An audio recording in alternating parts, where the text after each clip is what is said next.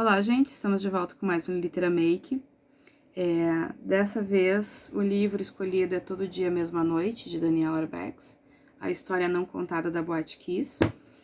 Antes de tocar no assunto do livro, eu já quero deixar claro, eu já fiz a pele, mas na verdade eu estava gravando já enquanto eu fazia a pele, só que aí eu usei pela primeira vez este corretivo e eu fiquei com a cara completamente laranja e eu precisei parar a gravação para tentar salvar. Aqui, pela luz que vai pro vídeo, não dá pra ver, mas eu ainda estou com a pele muito escura comparando com a minha pele mesmo. Acho que dá pra ver aí um contrastezinho, né? Dá pra ver que eu tô bem escura pra minha pele mesmo. Deu ruim, não sei usar o corretivo, foi demais, fiquei laranja. Enfim, em relação ao livro. Este é um livro que eu pensei muito antes de começar a trabalhar, de resolver trabalhar com ele, por um motivo muito específico, que nós não estamos falando de um livro qualquer, tá? É um livro que trata de uma tragédia real, de um momento muito triste da nossa história recente. É um livro-reportagem. A Daniela Arbex é uma escritora, uma jornalista excepcional quando se trata, né, da questão do livro-reportagem. Inclusive, eu tive uma oportunidade de trocar uma ideia com ela e eu sugeri, na ocasião, que ela migrasse para ficção, porque ela tem uma narrativa muito boa. Ela sabe contar uma história, eu acho isso louvável, né, pro trabalho dela. Tô contando não ficção, mas eu acho que ela se daria muito bem. A Daniela, ela já tem um histórico de grandes obras, tá? Este não é o primeiro, acho que todo mundo já deve ter ouvido falar no Holocausto Brasileiro, que é uma obra premiada, inclusive, né? Que fala sobre o genocídio no sanatório de Barbacena, que foi um negócio assombroso, e eu conheci a Daniela exatamente por conta deste livro. Quando ela lançou Todo Dia, Mesma Noite, foi um livro que me tocou profundamente, porque, para quem não sabe, eu sou gaúcha, e eu não conhecia nenhuma das vítimas que estavam na boate, mas tenho amigos em comum com algumas vítimas. E querendo ou não, aqui no Rio Grande do Sul, eu sei que foi uma comoção, na verdade, no mundo inteiro. Saiu notícia na imprensa do mundo inteiro. Mas aqui no Rio Grande do Sul foi muito, muito forte. Eu tô na Serra, Santa Maria, no centro do estado, então eu tô relativamente distante de lá, mas isso respingou, né? E eu acho importante destacar que essa tragédia completou 10 anos, agora no começo do ano, e ela ainda assombra as famílias porque a justiça ainda não aconteceu. Eu tô falando até nesse tom porque não é um livro que eu queira falar com entusiasmo, porque não tem nada nele a ser celebrado, exceto, obviamente, o talento da Daniela de contar uma história realmente impactante. Eu acho que todo mundo deve ter ouvido falar, né? Ou pelo menos todo mundo que tem idade suficiente para me assistir aqui nesse programa. Foi uma coisa de proporções históricas mesmo. Na noite, naquela madrugada, morreram 242 pessoas, entre jovens frequentadores da boate e pessoas que estavam lá a trabalho. Acho uma coisa importante de ser destacada, muito importante de ser destacada, que essas vítimas continuam... A tragédia continua acontecendo, na verdade. Por quê? Porque de lá pra cá, sobreviventes morreram por conta das sequelas da inalação da fumaça tóxica e por outras questões de queimaduras, enfim, e também familiares. Tudo bem, a gente pode dizer assim, mas morreria igual porque todo mundo morre no final e tal, mas são pessoas que foram tocadas por essa tragédia de uma maneira muito profunda e que não teria como ser diferente. Eu resolvi fazer esse vídeo sem querer mexer com a dor do outro, porque são 10 anos, não houve justiça. E porque também o livro da Daniela, ele é muito, muito tocante, muito forte. Ele é muito bem escrito, muito bem embasado.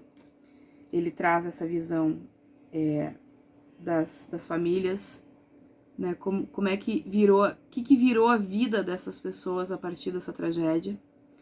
Quem eram as pessoas que estavam na boate? Porque a gente tem que dar rosto para essas pessoas. Essas pessoas existiram. E eu acho que o livro da Daniela faz isso de uma maneira muito bonita, porque ela respeita muito as famílias e ela deixa claro isso nas redes sociais dela, inclusive que ela criou um elo de amizade com essas pessoas. E eu também quis esperar um pouco, eu podia ter feito esse vídeo na primeira temporada do Literamake, mas eu quis esperar um pouco também por conta da repercussão da série na Netflix, que trata, então, a encenação do que está descrito no livro. E é muito forte. Teve pessoas que foram contra a produção dessa série, porque ela tem um toque ficcional, né? Embora ela conte o que está no livro, que foi entrevistas com as famílias, com algumas famílias, nem todas concordaram em participar, em dar esse depoimento. Teve na série, inclusive, até onde eu sei, uma sobrevivente que não tinha participado do livro, porque ela não se sentia pronta quando o livro foi escrito, o que tem que ser respeitado, porque não é fácil. E na série ela apareceu, daí ela mesma concordou em ter sua história contada na série. É uma história que nos pede um toque de empatia e de respeito. E por isso eu tive um pouco de dificuldade, mas não só pelos 10 anos de luta dessas famílias, dessa tragédia, que parece que elas estão gritando no vazio, gritando no escuro, porque ninguém escuta elas, mas principalmente porque o objetivo aqui é tratar da questão narrativa e o livro é absolutamente extraordinário. O trabalho da Daniela como um todo é um trabalho muito bonito. Os livros dela eu indico de olhos fechados, assim, são livros maravilhosos e acho que merece essa atenção de vocês. Conhecer o trabalho de livro-reportagem que a Daniela faz. Ela já escreveu, então, sobre a questão do sanatório de Barbacena, que foi um verdadeiro genocídio. Ela também já tratou, mais recentemente, de Brumadinho, daquela tragédia também da barragem, que também teve um monte de vítima, etc. Eu não li ainda, mas eu tenho esse livro. E ela já tratou de mortos da ditadura, então assim, a Daniela tem um acervo, um trabalho de recuperação da memória nacional que é muito bonito, trágico, mas muito bonito. Eu li Todo Dia Mesma Noite numa tarde de sábado. Eu me lembro que eu parei de ler várias vezes para chorar. Porque ela não usa de nenhum tipo de sensacionalismo, tá? Não é... que foi muito criticado na época, de jornalistas que quebraram todas as barreiras éticas possíveis para conseguir os melhores cliques, as melhores cenas de famílias enlutadas numa tragédia sem precedentes. Ela faz isso de uma maneira muito respeitosa, muito suave, e ela nos coloca lá dentro. Então eu acho que até quem leu o livro antes de assistir a série da Netflix já sabia mais ou menos o que esperar, porque a Daniela já tinha nos colocado lá dentro antes da série fazer isso de forma gráfica. Eu não resenhei esse livro, primeiro porque, se eu não me engano, minha memória não anda muito boa, mas se eu não me engano, eu li ele antes de começar com o projeto do Bibliofilia. Mas é um livro que, na minha opinião, ele deveria ser leitura obrigatória, porque a gente precisa conhecer o que aconteceu e ouvir a voz dessas pessoas. Alguém precisa ouvir a voz dessas pessoas, porque é incrível, é inacreditável o que acontece com essas famílias, é um negócio que não tem explicação, sabe? É o que fazem com essas famílias e elas sendo submetidas a essa tragédia todo dia, que não termina nunca. E não termina nunca mesmo, é avassalador o sofrimento que eles são obrigados a enfrentar todo dia, na memória dos seus filhos, na memória dos seus pais, seus amigos, irmãos. Eu não sei se as pessoas em geral têm a dimensão do que foi essa tragédia. Eu realmente não sei se é possível ter essa dimensão. Eu, pessoalmente, tento ter esse laço de empatia, mas eu não acho que seja minimamente possível para uma pessoa que está de fora ter noção do que foi a tragédia. E eu acho que 10 anos lutando pelo reconhecimento da sua dor, do seu sofrimento, do tanto que essa tragédia causou, é reviver a tragédia dia após dia. Eu não sei como é que essas famílias aguentam. Eu, sinceramente, acho que eu teria sucumbido. E mesmo assim eles estão firmes e fortes no propósito de trazer justiça para as pessoas que eles perderam nessa tragédia. E é muito triste que eles precisem lutar por isso e ainda enfrentar julgamento público, porque eles foram a julgamento literalmente. Isso que é o pior, literalmente. A série é muito fiel no que conta o livro, de trazer essas questões bem pessoais dessas famílias, de tudo que eles enfrentaram, desde que resolveram que eles não iam simplesmente deixar assim. Porque não tem que deixar assim. Eles perderam pessoas amadas nessa boate. Não dá pra deixar assim. Eu acho que... Eu não sei, cada um reage de uma maneira, mas eu acho que até é pedir demais, sim, esperar que eles simplesmente sigam a vida. É possível seguir a vida depois que tu perde um grande amor, depois que tu perde uma pessoa que tu ama incondicionalmente e acima de tudo? Eu não sei se é possível. E não é à toa que a Daniela acabou ficando muito amiga das famílias que participaram do livro, pelo trato que ela dá à história deles. Ela faz isso de uma forma tão respeitosa, tão delicada, que é exatamente assim que quando vai se noticiar, porque as tragédias são anunciadas, não tem como não anunciar, como manter isso em segredo, enfim. Eu acho que essa sensibilidade que a Daniela traz nesse livro é uma lição de como lidar com o sofrimento, com a dor das pessoas diante de uma tragédia desse porte, porque é muito grande, porque é muito violenta.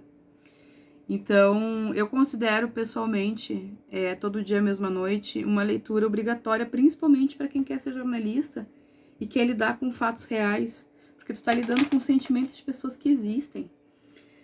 Para quem não está familiarizado, então a história que a Daniela traz, ela dá voz e dá espaço a essas famílias que perderam pessoas amadas nessa tragédia, e ela faz isso de uma maneira cuidadosa, carinhosa. E para quem não sabe o que aconteceu naquela noite,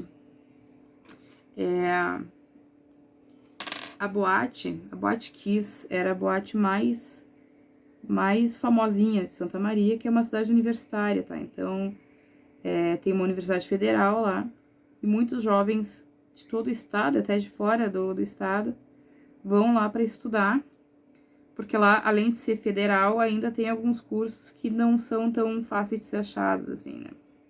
Que lida com essa coisa de interior do campo e tal. E essa festa que teve na boate, ela era não só o aniversário de várias pessoas, como era também um período de retorno às aulas e tinha festa de turma, né? E por isso a boate recebeu um número de pessoas muito, muito superior à capacidade.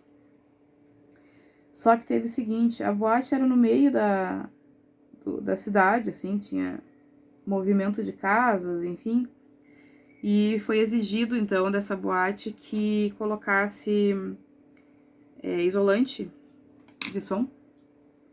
E o dono da boate, por uma questão de economia de dinheiro, botou ao redor dessa boate, por dentro dela, botou espuma tóxica e altamente inflamável. Começa aí. Aí ele botou umas estruturas de ferro para impedir que as pessoas saíssem sem pagar. A própria estrutura interna da boate, vou ser bem franca com vocês, eu assisti muita coisa sobre, e vendo o mapa da boate eu não consegui entender as coisas, parece um labirinto, é um horror. E aí ele fez essas estratégias e aí a banda, também por uma questão de economia, quis fazer um show pirotécnico, ficar muito legal, aqueles fogos e tal. Só que eles, em vez de comprar fogos que fossem sem pólvora, ou seja, que não resultam em fogo, eles compraram fogos de área externa, normal, assim, que tu pode usar na rua. E o resultado disso é que quando eles estouraram esse artefato pirotécnico, a pólvora queimada, o fogo, atingiu a espuma altamente inflamável, e isso causou um incêndio que se espalhou de forma rápida por todo o espaço da boate. As pessoas correram, muitas foram pisoteadas, e elas foram barradas na saída da boate por conta do pagamento das comandas. Porque quem estava lá na frente, devido aos tantos bloqueios impostos no caminho, os seguranças que estavam lá na frente não sabiam o que estava acontecendo. Isso se soma ao fato de que a falta de sinalização fez com que muita gente, em vez de sair pela porta, entrasse no banheiro, que era uma câmara de gás. Eles não tinham por onde sair, janelinhas basculantes, não tinha nenhuma forma de sair de lá. E o efeito produzido pelo incêndio, por esse gás tóxico que as espumas exalaram, segundo a série, segundo o livro, e eu já tinha visto em outras fontes também, ela era a mesma substância química das câmaras de gás do Holocausto, dos campos de concentração. Então, por isso que muitos jovens conseguiram sair da boate. Isso ela mostra, tem uma personagem, uma pessoa, uma moça, não é uma personagem, ela não é uma personagem, ela não é uma criação. Do ponto de vista de teoria literária, ela é considerada uma personagem, mas enfim, eu não quero entrar nesse aspecto. Nós estamos falando de uma pessoa que foi vítima de uma tragédia, então eu acho que o mínimo respeito. Uma dessas vítimas, que é mostrada com bastante ênfase no livro, aqui novamente a capa, no livro e na série, ela saiu com vida da boate. Inclusive, ela foi uma das primeiras a sair. Mas a inalação do gás tóxico fez com que ela tivesse toda a transmissão de oxigênio do corpo interrompida. Então ela morreu depois. Tem uma cena muito dramática.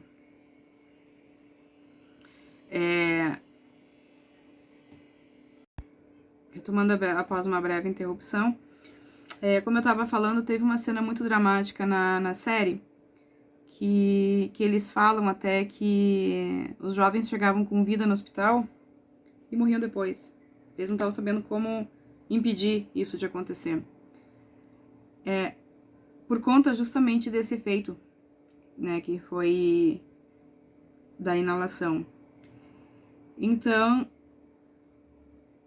eu creio que essa leitura seja fundamental para aprender, para a gente que aprenda a lidar justamente com uma tragédia de forma muito respeitosa. A maquiagem, então, para vocês entenderem, eu usei a capa como base, mas é uma maquiagem que ela não tem como princípio fazer uma brincadeira de make pra gente sair na rua e blá blá blá, porque eu não tô fazendo maquiagem pra tragédia. Eu tô só respeitando aqui a capa do livro, porque o livro precisa ser comentado, não só a tragédia precisa ser relembrada, essas famílias precisam ter a justiça que elas estão buscando há 10 anos. Mas também para enaltecer, sim, o trabalho, o profissionalismo da Daniela, o talento dela. Ela faz um trabalho brilhante, incrível, que eu recomendo demais, não só esse livro, mas qualquer livro escrito por ela. Então, esse Literamake tem que ficar marcado pelo talento da Daniela. E e para que vocês conheçam o trabalho dela, conheçam esse livro, conheçam essa história, para que essas famílias tenham o máximo de apoio possível nessa luta que eles estão há 10 anos por justiça. Para que não se repita, como eles dizem, eles têm perfis no Instagram e tal, então eu recomendo. Eu não citei lá no começo, mas fica aqui então o recado, quem gosta do meu trabalho, todo trabalho aqui é voluntário.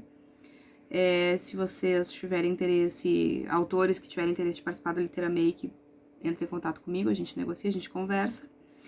Para quem quiser contribuir comigo de formas mais práticas, pixbibliofilia.cotidiana@gmail.com.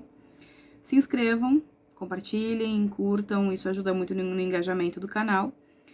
A maquiagem, então, hoje tá super, né, monocromática, usei tons de preto, marrom e cinza, cinza claro, cinza escuro. Na boca eu optei por um nude, não quis dar muita cor, porque nós não temos absolutamente nada a celebrar, nada a fazer uma maquiagem fashion, noite, colorida, alegre, não tem motivo. É make básica de... Não tenho que se comemorar, não tenho que se sorrir, não tenho que achar bom. A única coisa que tem de bom aqui é o talento da Daniela Arbex, que realmente é uma excelente escritora, uma grande escritora e um exemplo de como lidar com algo desse nível. Então, fica aqui a dica deste livro, o livro da Daniela maravilhoso, e a dica aí por uma causa nobre a se apoiar essas famílias que estão vivendo essa tragédia há 10 anos, ininterruptamente.